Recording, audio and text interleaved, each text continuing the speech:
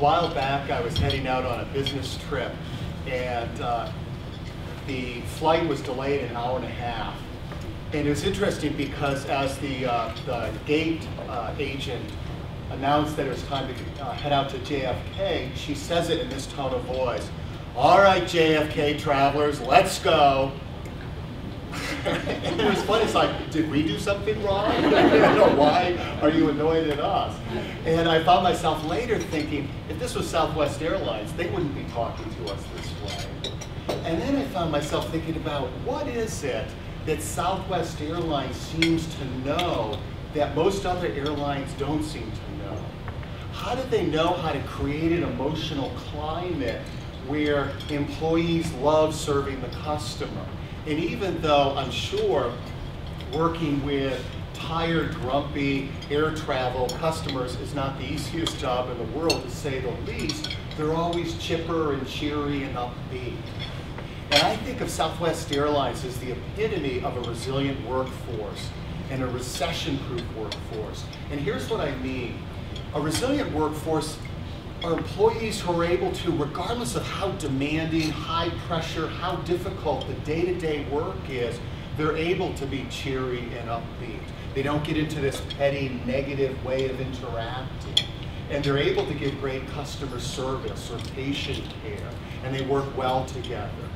But also a recession-proof workforce, in the bigger picture, it's a workforce that even during really difficult times, whether difficult times in the industry or difficult times in the economy as a whole, they're still able to maintain a positive attitude, or as what Southwest Airlines describes it, as a warrior spirit.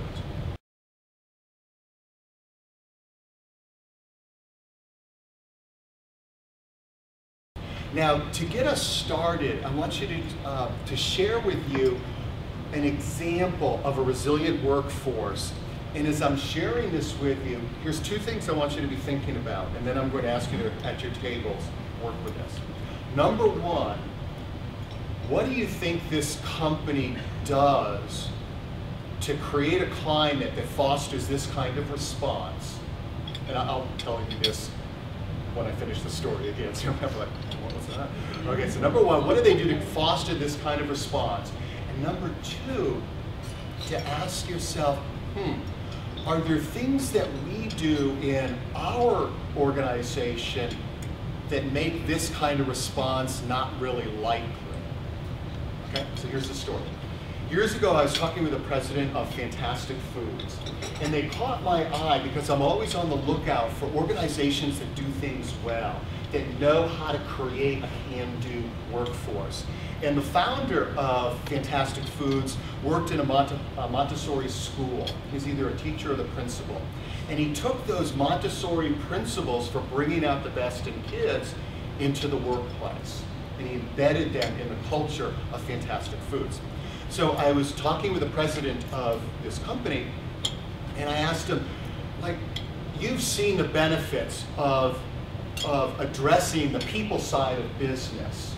And I'm curious, what message do you have for senior level executives who think, or even frontline managers and supervisors who think addressing the emotional side of business, addressing the people side is like touchy-feely, warm, fuzzy. Yeah, if we had time for that stuff, we'd do it, but hey, we've got a business to run. I'm sure you've worked with people who have that mentality. And so he paused for a moment and said, what do I say? He said, well, I guess the best way for me to explain the difference it makes is to give you an example. And this is the story he told me. How they had just closed this 7-figure account with a Canadian grocery store chain. And so obviously they wanted to please their brand new customer.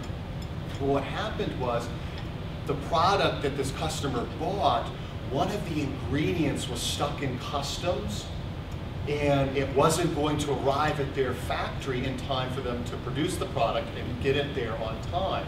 So being late on your first delivery is not a way to endear yourself to your new customer. So they're really concerned about this. Well, the plot thickens, because the employees on the production line, more specifically, it was the second shift employees, hear about what's happening. And they huddle together and say, here's the deal, this is what's going on. What do you think we should do? And so I guess it was the team lead of the second shift goes to the president and the senior team and says, I know it would be really expensive because what the plan was to freight it in on the rails once it went through customs. He said, I know it'd be like ultra expensive if we flew it in, but at the moment it breaks through customs, if we fly it in, even though it's really expensive, we'd be able to get it out the door and then have a happy customer. And we'll stay here for as long as it takes to get it done. And so the senior team's like, you're right, let's do it. So they chartered an airplane as soon as that ingredient broke through customs, right into the plant, and they worked through the night. And then the next morning, when the trucks arrived ready for the Thai noodle soup, it was good to go. Okay. Think about the clues that I shared with you, okay? So here's what I want to ask you to do. 5 minutes at your tables to brainstorm. What do you think this organization does to create an environment where employees had that attitude versus, I could care less, that's for you to worry about. That's what they pay you the big bucks for, attitude. Or that's not in my job description, attitude. It's so prevalent in so many organizations.